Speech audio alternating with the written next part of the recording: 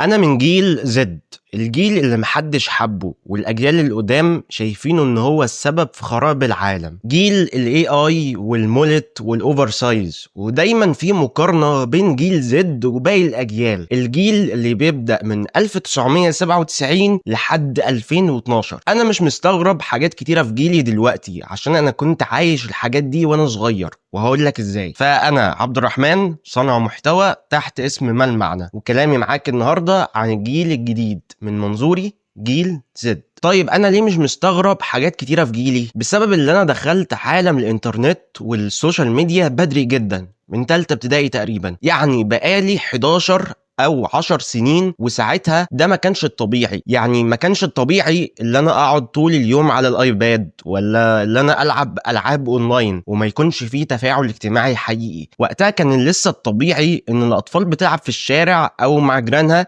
او اقصى حاجه يعني بيلعبوا على الكمبيوتر كابتن كلاو ولا علاء الدين. يعني مثلا حاجه ترند دلوقتي بين الجيل الجديد والاطفال انهم بيلعبوا لعبه اسمها روبلوكس. وانا في ابتدائي كنت بلعب مع ولاد خالتي روبلوكس، فاللي هو وانت رايح كنت انا راجع.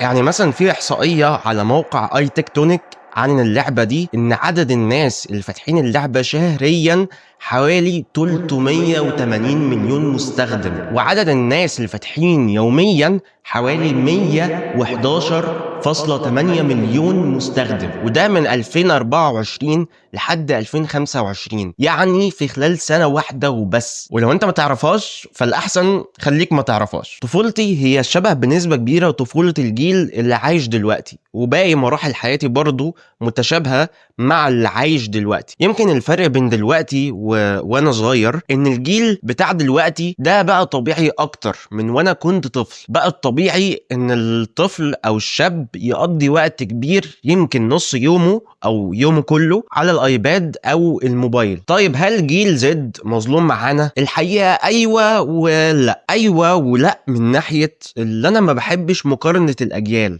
حرب الأجيال. دايما أي جيل جديد بيتم محاربته ويتم اللوم عليه، والجيل الجديد بيلوم الجيل القديم، وهكذا دايرة بتدور. فأنا ما بحبش خناقات السوشيال ميديا، ومش قصدي هنا إن الكل بيعمل كده، أنا قصدي بعض الناس، وده بيحصل مع أي جيل جديد مش بس جيلي. بس الحقيقة جيل زد من ناحية يمكن مظلوم منها، وهي اننا اتولدنا في العالم ده، اتولدنا في عالم رقمي جاهز، كل حاجة بتتعمل على الانترنت وبشكل الكتروني واونلاين. وبقى عادي ان تلاقي حد شغال صانع محتوى ولا فيديو اديتور ولا جرافيك ديزاينر، فكل الحاجات دي احنا اتولدنا فيها، احنا ما عملناهاش. يعني على حسب مقالة من موقع الجزيرة نت، اللي بيميز جيل زد ان هو اول جيل يصنف على انه هو ديجيتال نيتيف او الرقمي الاصلي زي ما مكتوب في المقالة، وانه ما يعرفش عالم ما قبل الانترنت، واتولد في وسط بيئة تقنية سريعة غيرت شكل التعليم والشغل والتواصل. احنا وكل جيل ليه ايجابياته وسلبياته،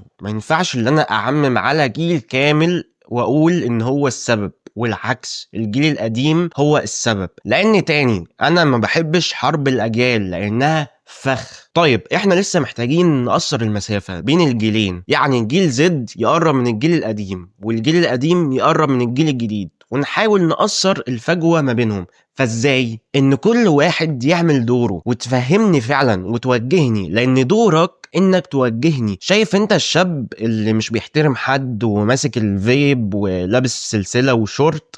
هو بس يمكن محتاج توجيه، بس محتاج التوجيه الصح بالطريقة الصح المناسبة ليه هو، مش المناسبة بتاعتك انت بتاعت جيلك. لان انت مش هو وهو مش انت، بمعنى انت مش هتكون عايش حياته زي ما هو عايشها. خليك زي ما انت وعيش جيلك، لان ده هو اللي بيميزك. تعرف يا صديقي العجوز اللي مش من جيل زد، بين قوسين بهزر، تعرف انا شخص منعزل عن العالم ومش بتعرض لناس كتيرة، بس في اخر 4 سنين من حياتي بدأت اللي انا اشوف شباب كتير من سني، سواء في المدرسة او في الكلية او في الاماكن العامة، وبلاحظ حاجات سيئة جدا من طريقة كلامهم مع بعض، وساعات بكون مخضوض وبسأل هو ده الجيل المستقبل؟ وببقى مكسوف او محرج اللي انا من الجيل ده.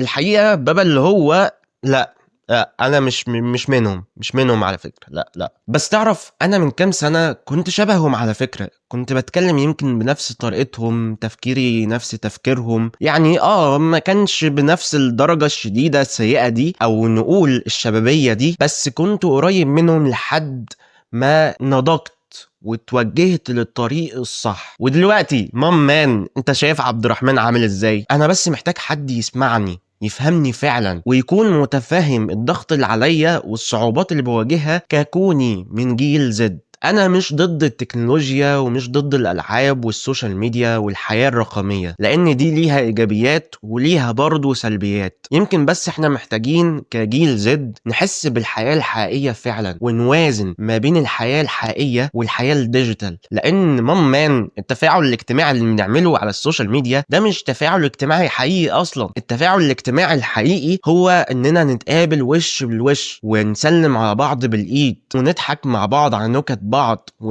تفاعل اجتماعي يعني يا مامان، اكيد مش هشرح لك. والعزله المفرطه بتغير في كيمياء المخ. خلي بالك، افتخر انك من جيل جديد، جيل زد.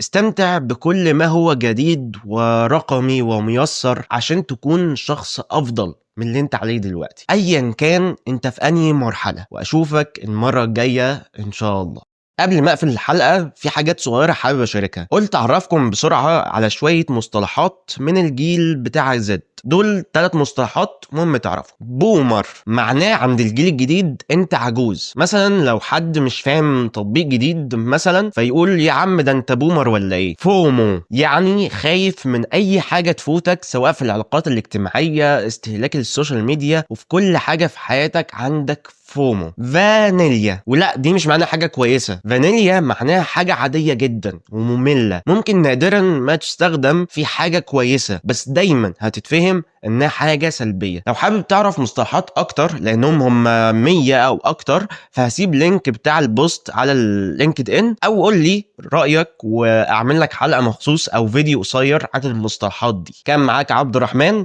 صانع محتوى تحت اسم ما المعنى.